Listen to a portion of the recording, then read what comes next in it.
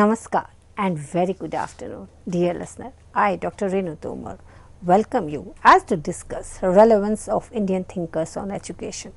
Friends, as the topic says, we shall be discussing Indian thinkers who have given their observations on the education system, existing education system as well as the education system they have promoted or propagated. But before going into that, we need to also talk about that how pedagogy is impacted by the philosophy or the thinkers. We shall also be needing to talking about that what are the pedagogical practices as per the different thinkers or as per the different philosophies. And we need to also talk about that how the teacher-student relationship have an impact on the education system. Along with that, we shall also be talking about values and qualities which are needed in a teacher to prepare a child for life. So friends, on this note, I shall like to talk about first of all that how philosophy of education is to be studied by any teacher or any student of education or philosophical education. Friends, as far as philosophy of education is concerned, it can be basically divided into three classes. First class, which try to study the educational philosophy, and when trying to study educational philosophy, it try to study educational thoughts or contribution of individual thinkers, individually or in comparison to others. That means when we study DV, when we study Rabindranath, when we study Gandhiji, actually what we are doing is we are studying philosophical aspect of educational thoughts or ideas and how they have contributed in the educational system. Secondly, philosophy of education tries to explore the epochs of historical periods, religious and philosophical system for the educational philosophy, idea, etc. That means that we try to understand the philosophy from the point of Vedas, we try to understand philosophy from the point of Upanishads. So, this is how we explore the historical period when we try to understand how the education existed during the Plato's time or how the education existed before Muslim period in invasion of India. So, that is something which is being covered in the second aspect of philosophy of education, which is exploration of epochs, historical period, as well as trying to study the religion also and how the religious systems had an impact on the education system. Thirdly, philosophy of education also try to understand thematic and conceptual studies. That means we try to understand that how the concepts has to be taken up in the education and how those concepts have been taken by the different researchers in the education, how that concepts or the themes have impacted the education system and whether it has been successful and how we should be promoting or going for the system which shall be based upon certain theme or conceptual studies. So, as far as philosophy of education is concerned, we would say that 50% of it is covered under the first category, which was when we try to understand the philosopher or thinkers who have given the education system. The second and the third category covers half of it. So, if we talk about philosophy of education, let me be very clear about it that first half of it, the half of the researchers or the teachers who are into philosophy of education, they try to cover the first aspect. The first aspect is the thinkers, their impact, their criticism, and apart from that their comparison with each other. And the half of them try to cover the second aspect and the third aspect. Second aspect, as to just to remind you, was about the epochs and historical periods, studying them and the education in those periods as well as religious thinking about the education. And the third aspect was to understand conceptual meaning or conceptual understanding of education or thematic understanding of education. When we talk about philosophy of education, then that means that we are trying to understand evolution of philosophy of education in India. We are trying to understand fundamentals of educational philosophy, and we are also concerned about educational thoughts of Indian thinkers. Along with that, we are also concerned about the philosophies of education as it exists in India. And if we talk about the third category, which was trying to understand how the conceptual or the thematic ideas had an impact, it means that the ideas which have become focus point of research, which may include the freedom, ideology, explanation, human nature, personality, national integration, value education, distance education, equality of education opportunity, educational theories, these are the things, these are the topics, these are the areas which are studied in the third aspect, and in the first aspect we also try to understand isms. Isms means naturalism, idealism, pragmatism, as they have been given by different educationists only, and we try to understand philosophy of education itself as an arcing theme, as a theme of education. So, in this context we have to understand that how it is socially relevant, we have to understand that how it has been seen, the education has been seen by the different quarters in Indian, and how the Indianization is related to education or the curricula which is promoted or propagated in the education. Now, from here on, let us try to understand that how the Western model of thinking had an impact on the education system of Indian education system. Now, we have to understand that just like any other Asian country or any other developing or underdeveloped country, even India had an impact of the Western theorists or Western thinkers, may it be the Dewey, may it be the Rousseau, as we know that even the Indian fight for independence was impacted by the French Revolution and the Russian Revolution. So, how is it possible that the education system can remain without having impact from the Western world or the Russian world? But slowly and steadily the Indian thinkers or the Indian education system realizes that India is a unique socio-philosophical, culturally different country. It is unique in itself. So, because its socio-philosophic cultural context is different, so that means that we have to understand Indian education in that context. Now, if we take example that how the POA, that is Program of Action 1986, observed, he said there is too much emphasis on the textbook, on Western ideas, and the teachers undergo training, they do not get exposed to Indian philosophical or psychological concepts of education. So, here on it was observed that we need to understand as well as apply the thoughts of Indian thinkers, Indian philosophy, the Indian history, the Indian religion on the education. That way we would be able to Indianize education, and we will be able to assess and understand education in a absolutely appropriate context. In the first place, we have to understand what is Indianization. Indianization means Indian philosophical thinking which is distinct from the Western thinking. Why is it distinct? Because Western, they are not so rational in thinking, rather their emphasis is on reason, intuition, and analytical and synthetic thinking. So, all the areas are combined when we talk about Indian philosophical thinking. So, that makes it unique, that makes it distinctive in nature. So, definitely this means that we should understand the approaches to the understanding of Indian educational issues. Apart from that, Indianization would also mean that we should not be refusing to take from the Western thinkers or the Western areas, or we should not be rejecting what West has to offer, but we should be able to filter it accordingly, and that too without any philosophical prejudice.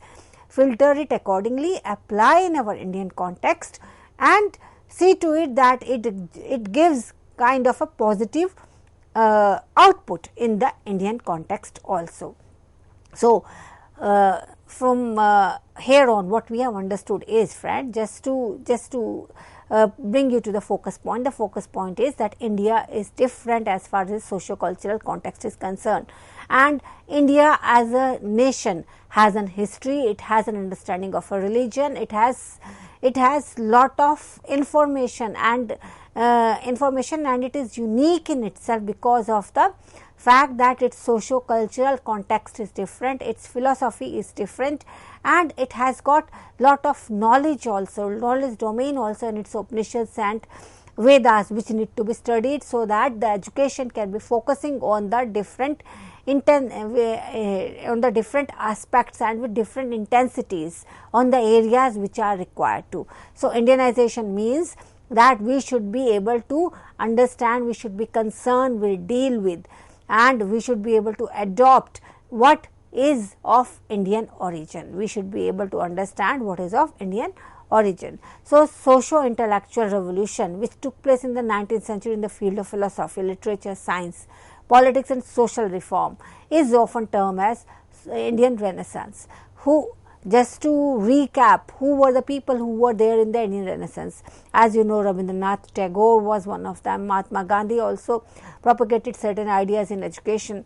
So, 19th century is a very important period in the history of India, and particularly in the history of Indian education system, due to the socio-intellectual revolution which took place in the field of philosophy, literature, science and politics, along with of course the social reforms, and that had an impact on the Indian education system, and accordingly we need to understand Indian education system.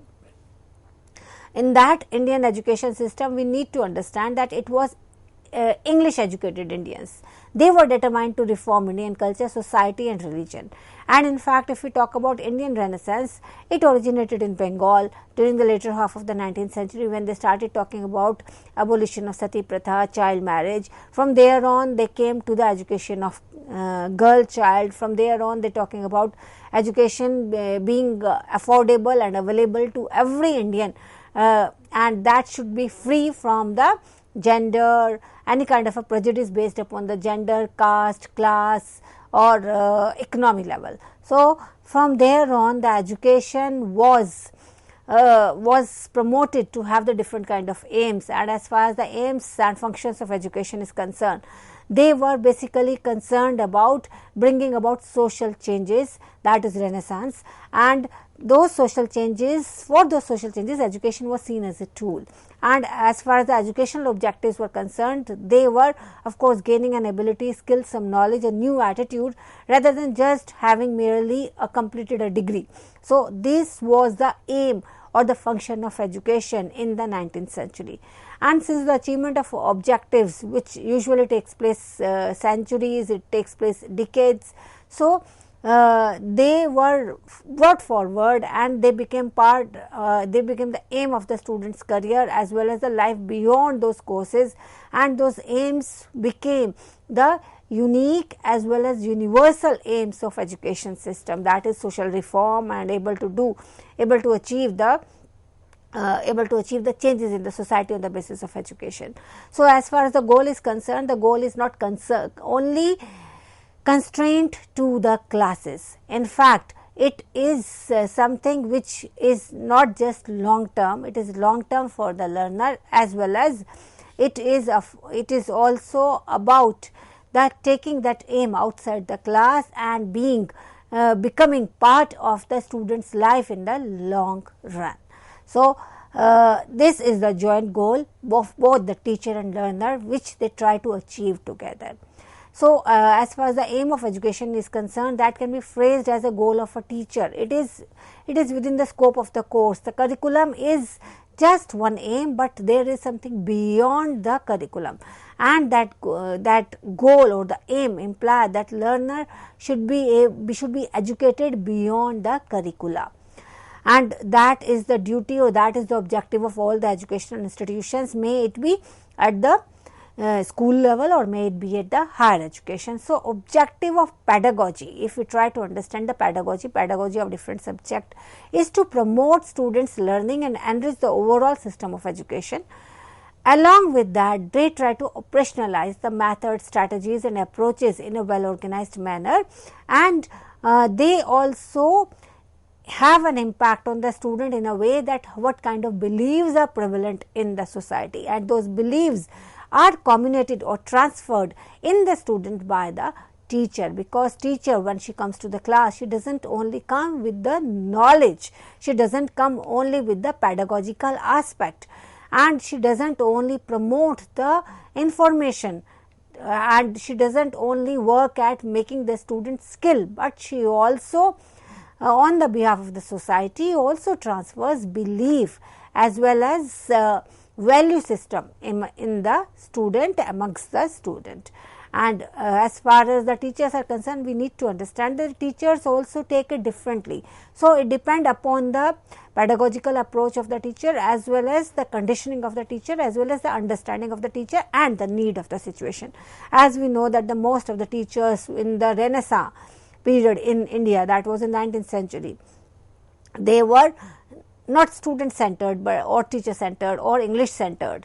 They were might be working in the government schools or government colleges, but their approach was to transmit the knowledge and information to the student in such a way that they begin questioning, and they understood that how colonization was against the Indian system or Indian nation, and that is how the Indian revolution for freedom began. Because of course, any revolution begins in the classes, because it begins with the youth only and it begins with the student only. So, there the student centered approach was inquiry based activities, and because students were inquiring, the students were trying to understand where, on the basis of their information and knowledge of the English, they were introduced to the world, introduced to the developed nation, and they understood that how the different societies and communities have evolved, they have undergone the changes, they have revolted against the existing system to come to a better system. So, this is how the revolution in India also came into being. So, from here on, what we understand is that the education, not only in the form of a pedagogy, but also in the form of the objectives of the society, provides a collaborative environment wherein the students interact with each other along with the teacher, and the teacher is just the facilitator and the student begins thinking. And when the student begins thinking and he or she is having an impact of that particular environment, the result is that the student imbibes certain philosophy, and by imbibing certain philosophy, what is philosophy over there? Philosophy means thinking, because student imbibes certain school of thoughts or imbibes certain thinking pattern, and thereon with that thinking pattern he enters the society, and those modalities which were introduced by the teacher through their teaching method, they are transmitted through the student beyond the classes. So, when a teacher, what a teacher does in the class, that has an impact on the society at a large. Now, we have to understand that how the pedagogy has an impact on the student.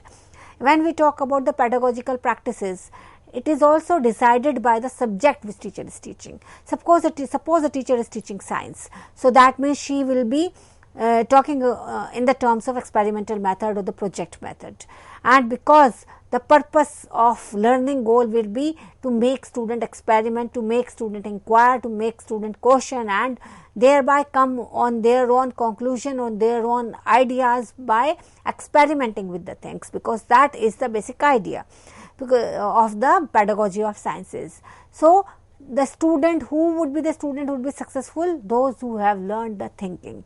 So, the pedagogy is also decided by the subject matter as well as the model which has been introduced to the teacher in their training. So, that is why we say that B.Ed is, or the teacher education is very important, because the teacher education introduces a different kind of models amongst the student, and they also see what kind of product the teacher, the product means that student teacher should become, what kind of teacher one should become, that is also decided by the pedagogical practices which are practiced in the classrooms of B.Ed, D.El.Ed or any kind of a training program in which teachers are trained to become a teacher. So, these pedagogical practices are very important, and we have to understand they are beyond the classroom interaction. That is why we usually say on the lighter note that the teachers of science think differently from the teachers of arts. Similarly, the teacher of mathematics think differently.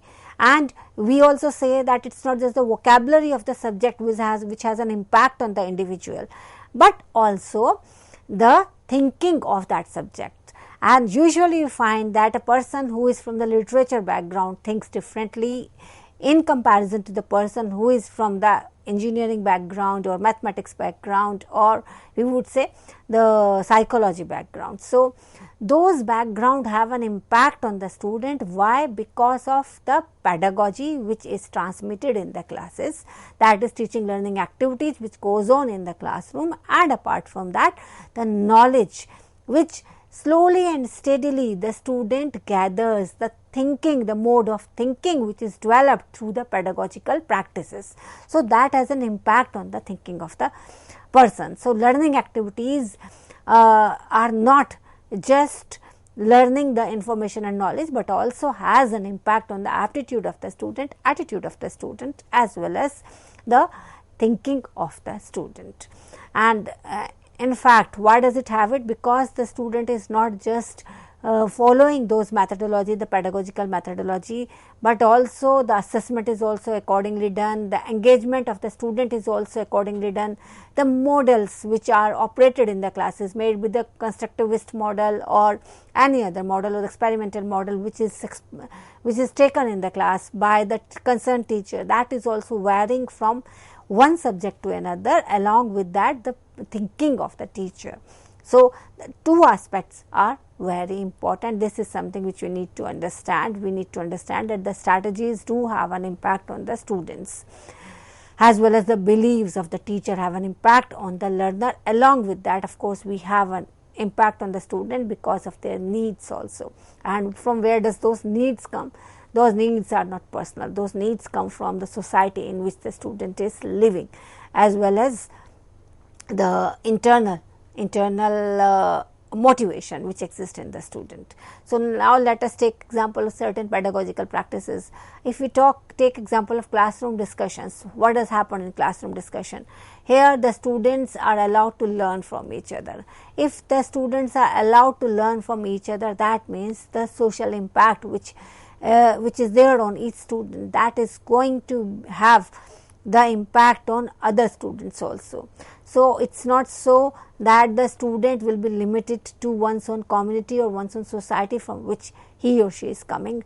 Rather, because of the classroom discussion, the student would be learning from the other students also, because here the teacher would be just working as facilitator. And even the assessment is concerned, that the teacher's role here would be to facilitate, to assess, to monitor, to guide. So, that would be the role of the teacher. And here what kind of assessment will work? Of course, the summative assessment will become something which will be mandatory, but apart from the summative assessment, the other assessment will also play a very important role. The formative assessment will also play an important role, because that will provide the effective and accurate feedback to the teachers which they need to assess, and routinely they will be able to understand that where the students exist and how they are to be guided or promoted in the education system. Then we have to understand, if in the pedagogical practices we have the metacognitive strategies. What are metacognitive strategies? There the students are allowed to plan, organize, monitor their own work. They are themselves directing their own learning, and they reflect on their learning, and accordingly they design their learning. So, here the students have time as well as space of their own, and they are aware of the fact that what kind of knowledge or what kind of thinking the student has to have. Just to give an example, what is research? Research here is the student is given opportunity to plan, organize and monitor their own work, and they are the one who direct their own learning, because who decides the topic? Of course, in the any kind of a research, may it be the dissertation, may it be the project, may it be the thesis, doctorate or MPhil, there the student is reflecting on his own, on her own, as to understand that what is really required of him to do. And apart from that, student is not just self reflecting, but also student is also reflecting by understanding that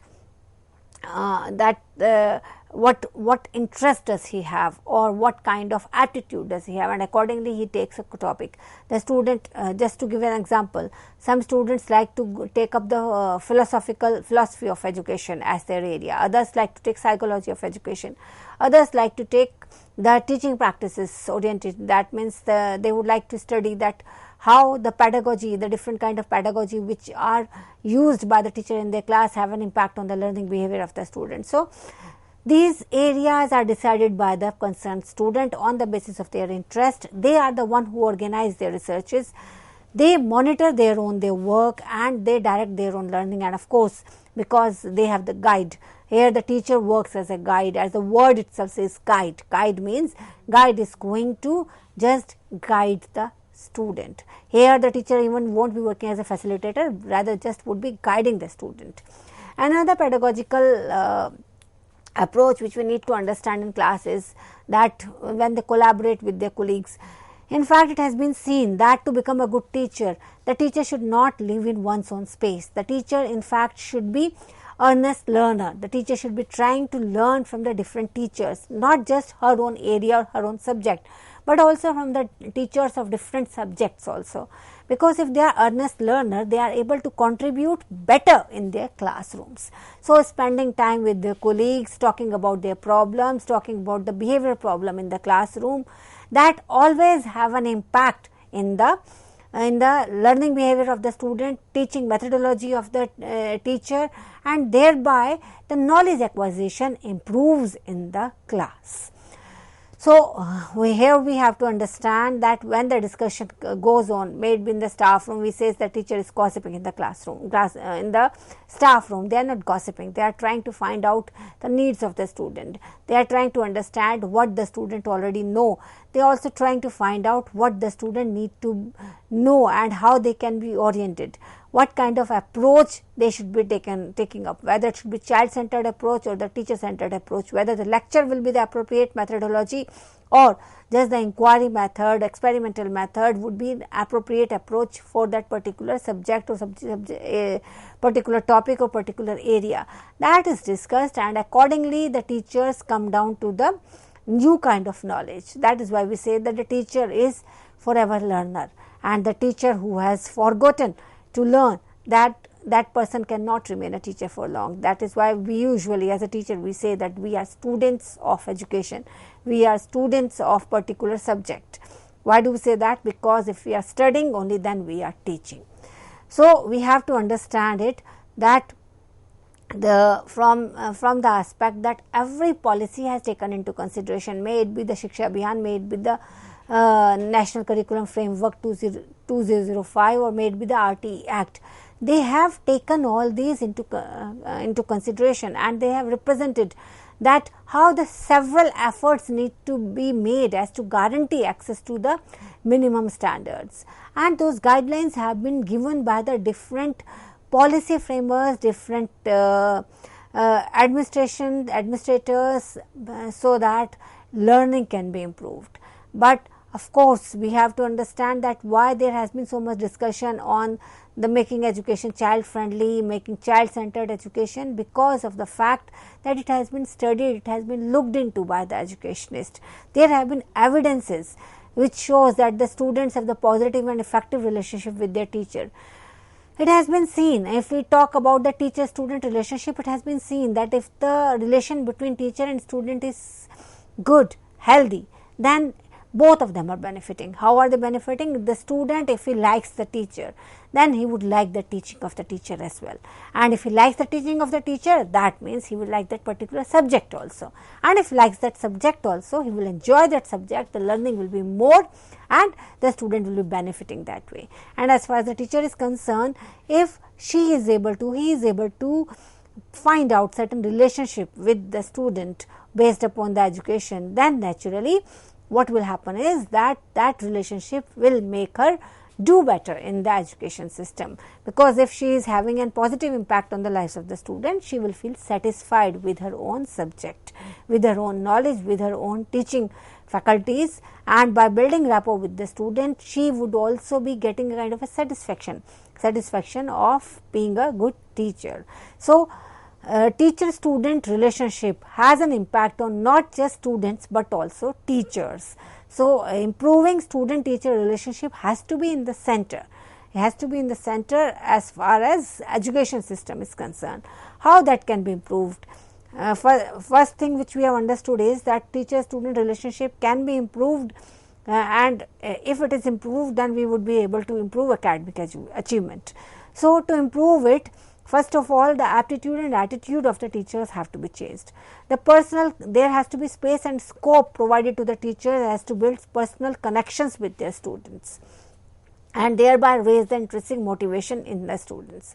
And if the students have love of learning, then they will be questioning more. If they are questioning more, they will be motivating their teachers as well as challenging their teachers. And if the teacher is challenged, then naturally teacher will also become a better learner. So, positive attitude towards the teacher, classes and lessons of the students also benefit not just the student, but also the teacher. So, there has to be effective communication between the student and the teacher, which should be strengthening the school atmosphere. We would be talking about what are the different values and qualities which are needed in a teacher. That also we need to understand, only then we can understand that how the education system can have an impact on the students. So, on this note, I Dr. Renu Tomar take your leave as to join you back soon as to discuss values and qualities needed in a teacher in the topic which we have taken, that is relevance of Indian thinkers in education in India. Namaskar, Jai Hind, good afternoon.